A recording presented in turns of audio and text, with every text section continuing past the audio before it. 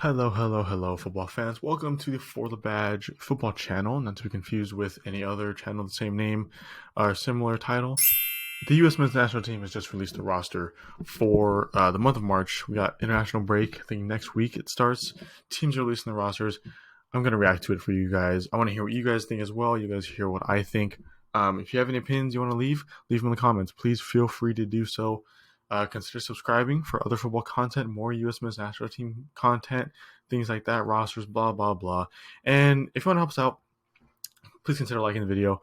We're trying to grow as best we can. We're having a great time. We want you guys to do so as well. So let's just get right into it. We're going to go from goalkeepers through forwards back to the front. So let's start with goalkeepers.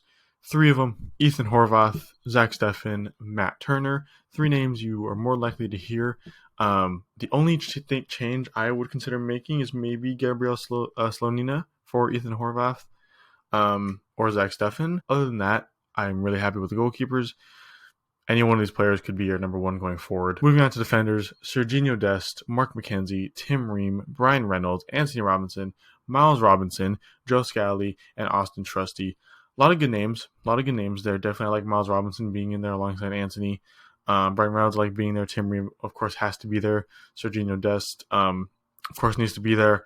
Joe Scally, I like him being called up. He deserves more game time, in my opinion, for the U.S. men's national team, because he is absolutely killing it for Borussia Mönchengladbach, playing so much over there. One name that I'm not fully certain on why we're not seeing there is Cameron Carter-Vickers. He's been arguably the best defender in the entire Scottish League, playing for Celtic. Even their manager just said that, I think, a couple days ago. He has not been picked, and I'm very curious as to why. I'm not sure. It could be fatigue, rest. I'm not sure. But he has not been picked here. He's arguably the best defender we have currently at the moment, behind Tim Ream, who's also been killing it. So it's interesting to see why he's not there. We move on to the midfielders, starting with Brandon Aronson, Johnny Cardoso, Luca De La Torre, Weston McKennie, Yunus Musa, and Alan Sonora. Love this. Love all these players. I love the U.S. men's national team midfield. I think our brightest spot moving forward, for sure, with the names of Brandon Aronson, Weston McKennie. Overall, so far, the goalkeepers, defenders, midfielders, very, very pleased with who they've picked. It's a very exciting team for sure. Now onto the forwards.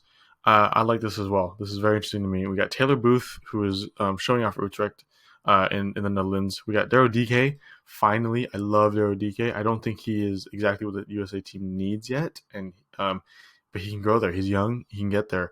Ricardo Pepi fully deserves it. He fully should be there. Definitely deserves to be there over Jesus Ferreira, in my opinion. That's up to you. But I think he deserves to be there.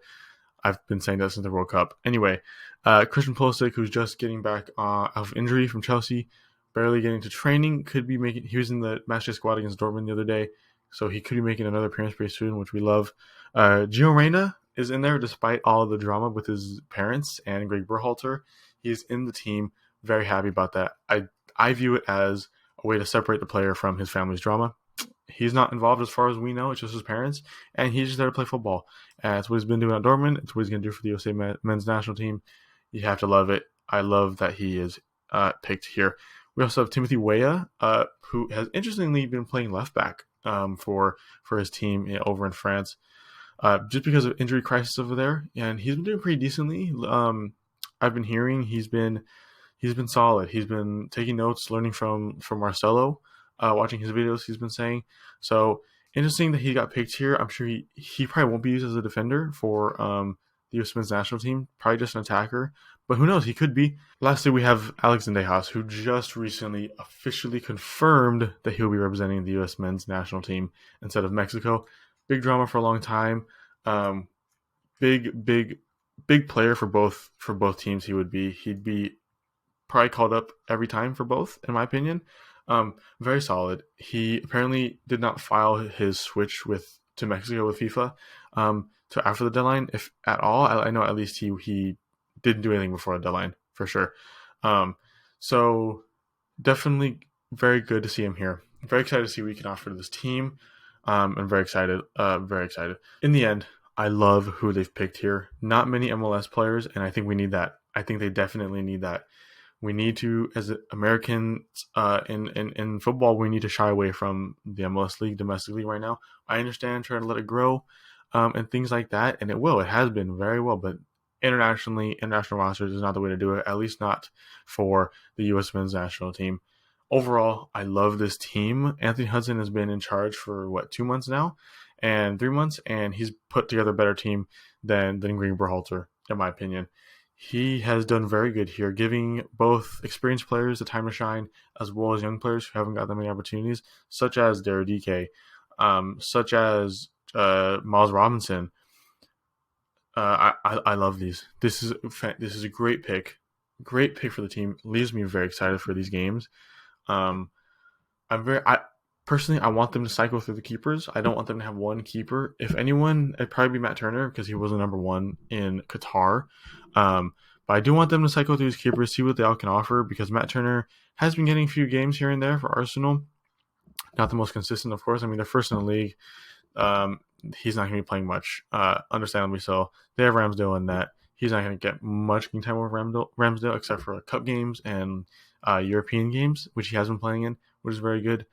But I want to see more from Zach Steffen, Ethan Horvath. You haven't really heard from them too much. I think Ethan Horvath's at Luton Town, I think, and Zach Steffen in Middlesbrough, so both championship teams. So I just want to see who can offer the most to this team. I think all can offer a very good amount. It's just who's going to offer more for sure. Overall, though, I love this. I love the opportunities that are being given here. Taylor Booth, I want to see more of. I admittedly haven't watched much of him in the Eredivisie over in Netherlands, but I know he's been killing it. I know he won Player of the Month a few months ago. He's been killing it for them. For a team that's been decently pretty lackluster overall throughout the season, he's been definitely a bright spot. Christian Pulisic, I want to see back on the pitch.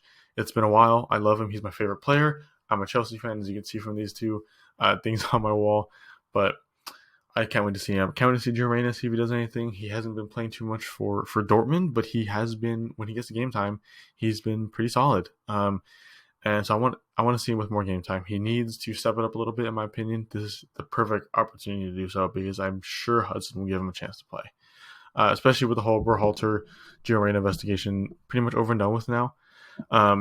It's time to move past it. It's time to give him time, and we'll definitely see what happens. Joe Scally, love him, want him to be rivaling Sergiño Dest for that right back spot, which he should, in my opinion. Sergiño Dest needs to step it up a little more. Can't wait to see Joe Scally play. I love seeing Jedi and Tim Ream at that defense. Both should be starting almost every game. I hope they do so because they deserve it. They've been in great form for Fulham, who I think sit in the top 6 or 7 of the Premier League right now. Fantastic. Overall, so excited to watch this team play. Might be doing some match reactions for the games they play in. I'll definitely keep an eye on them. If you guys want that, leave a comments down below. Leave a like if you want that for sure. And subscribe if you want to see that later on, because there's definitely something I'm interested in making. Us three, or we're definitely interested in making. And yeah, I mean, I'm just going to call it there. That was the entire roster for the U.S. men's national team for the upcoming March 2023 Nations League and CONCACAF for the international break. If you guys enjoyed that, if you guys want more roster reactions, more U.S. men's national team content, please consider subscribing. Turn this bell notifications on, just so you know when they come out. You can be one of the first to watch it, and comment down below if you're first to watch it. Comment down below anything that you feel the need to say for this topic for U.S. men's national team. I want to hear your opinions. I love reading them. We love responding to them. All that jazz. So yeah, that's pretty much gonna be it for me today, guys. Hopefully you guys enjoy the games they play and enjoy the rest of your week, football wise and life wise. And hopefully we'll see you guys in our next video. Peace.